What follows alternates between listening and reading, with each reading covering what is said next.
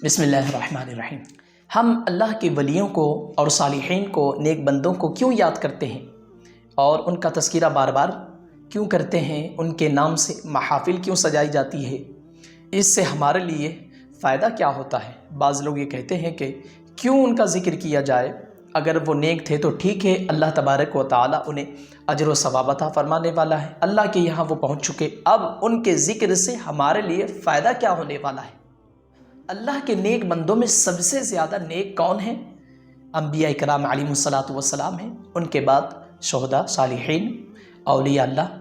ان کا جو ذکر کیا جاتا ہے، اللہ تبارک و تعالیٰ نے ہمیں قرآن مجید میں ان کو یاد کرنے کا حکم دیا ہے۔ ذرا آپ دیکھیں، سورہ مریم پڑھیے، اللہ تبارک و تعالیٰ ارشاد فرماتا وَاذْكُرْ فِي الْكِتَابِ ابراہیم۔ حبیب مکرم، آپ قرآن میں حضرت ابراہیم کو یاد کیجئے۔ وَاذْكُرْ فِي الْكِتَابِ اسماعیل، اور آپ حضرت اسماعیل کو بھی یاد کیجئے۔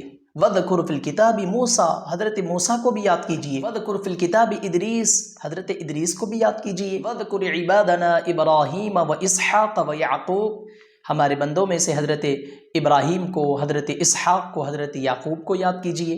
وَاذْكُرْ إِسْمَاعِيلَ وَالْيَسَعَ وَذَا الْكِفْلِ، اور حضرت اسماعیل کو اور حضرت یسع کو، حضرت ذوالکفل کو یاد کیجئے۔ یہ تو نبیوں کے یاد کرنے کی بات ہوئی۔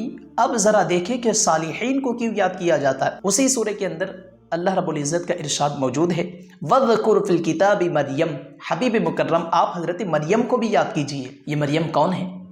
رضی اللہ تعالی عنہ، یہ حضرت عیسیٰ علیہ السلام کی والدہ ہے، یعنی اللہ کی برگزیدہ اور نیک بندی ہے۔ اللہ تبارک و تعالیٰ نے انہیں یاد کرنے کا حکم ارشاد فرمایا ہے۔ اچھا، اس کے علاوہ نبی کریم صلی اللہ علیہ وسلم کا بھی ارشاد موجود ہے ذکر الانبیاء من العبادہ وذکر الصالحین کفارۃ الذنوب، کہ یقیناً انبیاء علیہم السلام کا ذکر کرنا یہ عبادت ہے، اور صالحین کا ذکر کرنا یہ بندے کے گناہوں کو مٹانے والا عمل ہے۔